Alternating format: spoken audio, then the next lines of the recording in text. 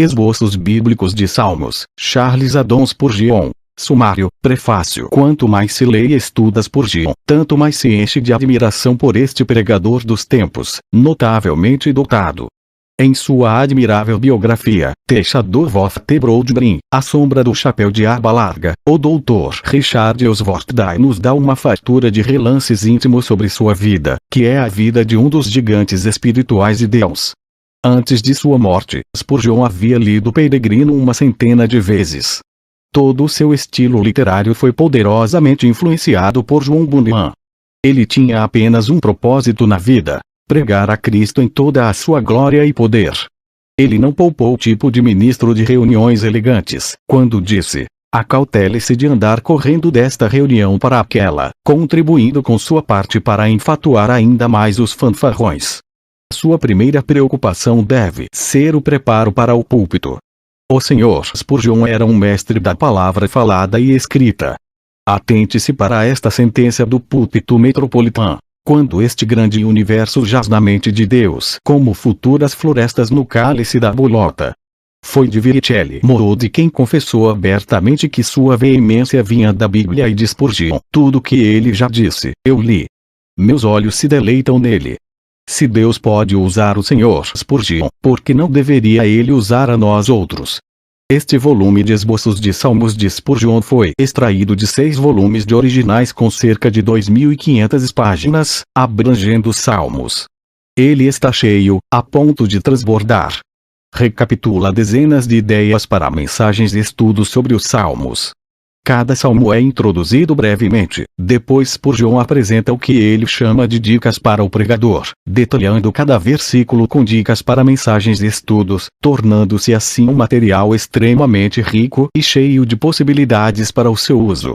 Não se destinam ao pregador preguiçoso que despreza ou negligencia a preparação completa. Destinam-se, antes, aos ministros, missionários, professores da Bíblia que precisam de uma centelha, para fazer o fogo arder e brilhar com novo calor e poder. A ardente esperança e oração do editor deste volume é que todo aquele que o puser em uso, pense no Senhor Jesus Cristo.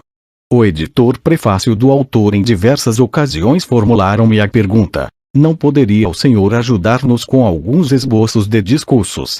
Ao que tenho respondido que há muitas obras desse tipo no mercado. Replicam, porém, que gostariam de algo mais simples e menos retórico.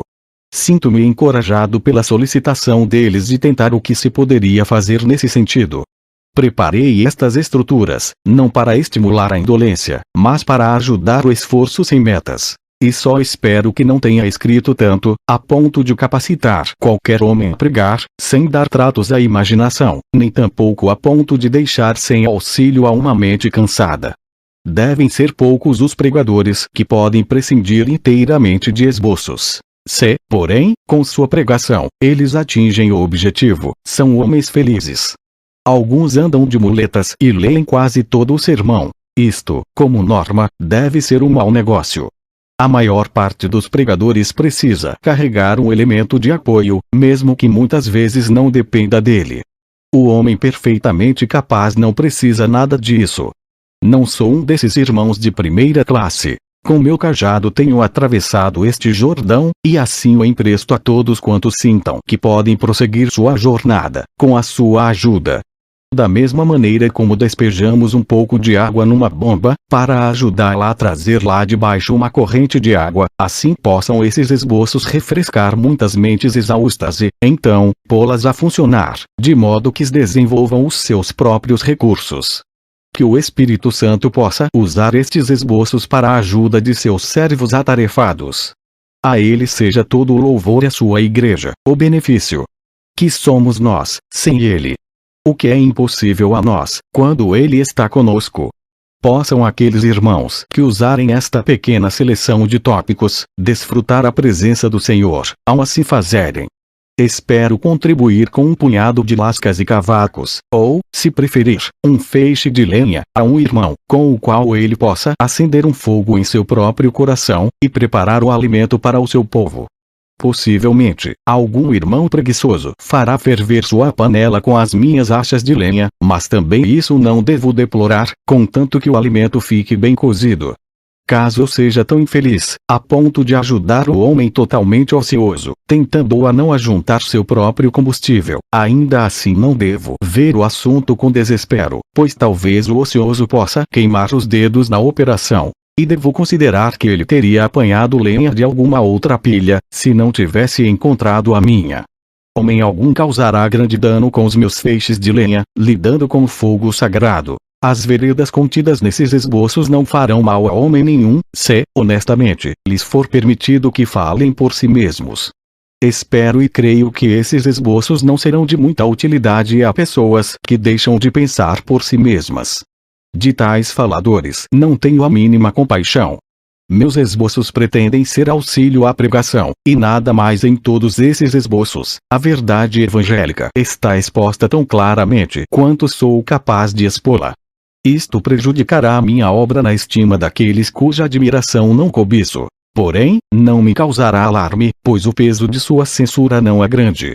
Sejam quais forem os tempos, não haverá dúvida alguma quanto à posição que o escritor destes esboços assumirá, na hora da controvérsia.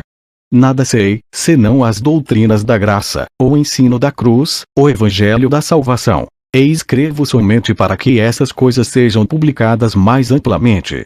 Se aqueles que creem nessas verdades me honrarem, usando meus esboços, regozijar-me-ei e confiarei que a bênção de Deus acompanha seus discursos.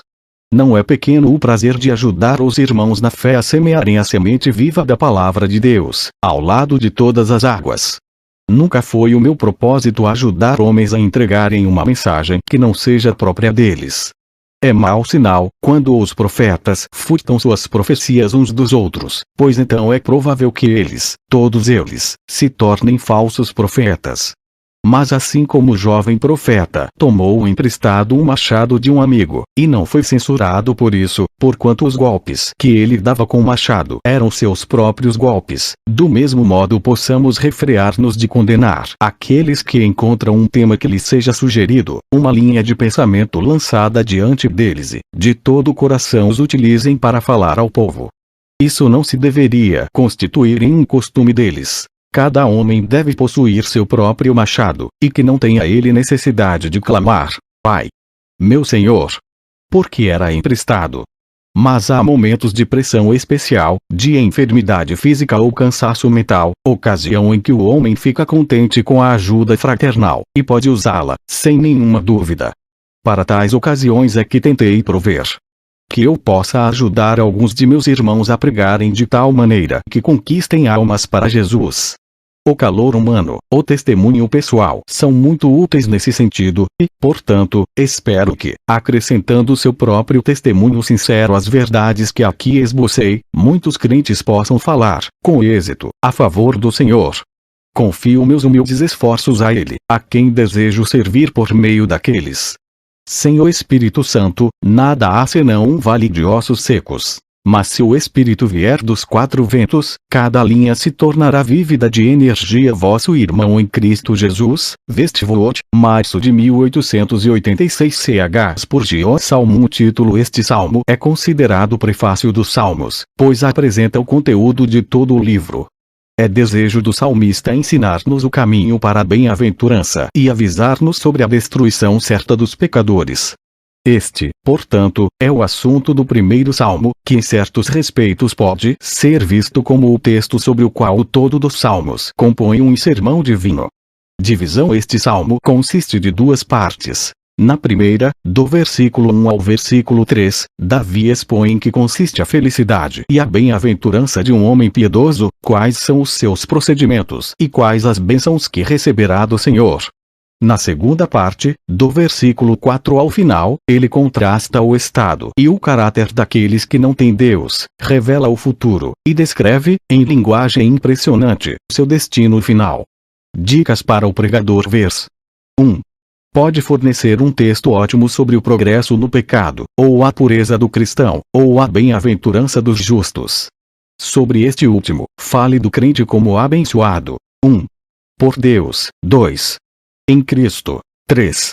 Com todas as bênçãos. 4. Em todas as circunstâncias. 5. Através do tempo e da eternidade. 6. Até o mais alto grau. Vers. 1. Ensina uma pessoa piedosa a precaver-se, 1. Das opiniões, 2. Da vida prática e 3. Da companhia de pecadores. Mostre como a meditação sobre a palavra nos ajudará a manter distância desses três males. A natureza insinuante e progressiva do pecado. J. Morrison. Vers. 1. Relaciona-se com o salmo inteiro. A grande diferença entre os justos e os ímpios. Vers. 2. A palavra de Deus. 1. A satisfação que proporciona ao crente. 2. O conhecimento da palavra que o crente ganha. Aspiramos estar na companhia daqueles que amamos. Vers. 2. 1. O que se entende por a lei do Senhor. 2. O que há nessa lei que pode ser um deleite para o crente. 3. Como ele mostra esse deleite, como pensa nela, passa a lê-la mais, a falar dela, a obedecê-la e a não se deleitar no mal. Vers. 2. Última cláusula. Os benefícios, as ajudas e os empecilhos da meditação. Vers. 3. A árvore frutífera. 1. Onde cresce? 2. Como chegou lá? 3. Quanto produz? 4. Como ser igual a ela? Vers. 3. Plantada à beira de águas correntes. 1. A origem da vida cristã, plantada. 2. Os riachos que a sustentam. 3. O fruto que se espera dela. Vers. 3. A influência da religião sobre a prosperidade. Blair. A natureza, as causas, os sinais e os resultados da verdadeira prosperidade. Frutos no tempo certo. Virtudes a serem mostradas em certos tempos. Paciência na aflição. Gratidão na prosperidade. Zelo na oportunidade. Suas folhas não murcham. A bênção de manter um testemunho que não murcha. Vers. 3, 4. Título sugestivo: A palha espalhada pelo vento. Sermão de Spurgeon. O pecado provoca contradição em cima de cada bênção. Vers. 5. A condenação dupla do pecador. 1. Condenado no tribunal de justiça. 2. Separado dos santos. A racionalidade dessas penas, portanto, e como escapar delas. A comunidade dos justos vista como sendo a igreja do unigênito acima. Isso pode fornecer um assunto nobre. Vers. 6. Primeira frase. Um doce incentivo para o povo experimentado de Deus. O conhecimento aqui significava 1. Seu caráter. Um conhecimento de observação e aprovação. 2. Sua fonte. Vem pela onisciência e pelo amor infinito. 3. Seus resultados. Sustento, livramento, aceitação e, por fim, glória. Vers. 6. Última cláusula. O caminho do prazer, do orgulho, da descrença, da blasfêmia, da perseguição, da procrastinação, da autoilusão. Chegará ao fim.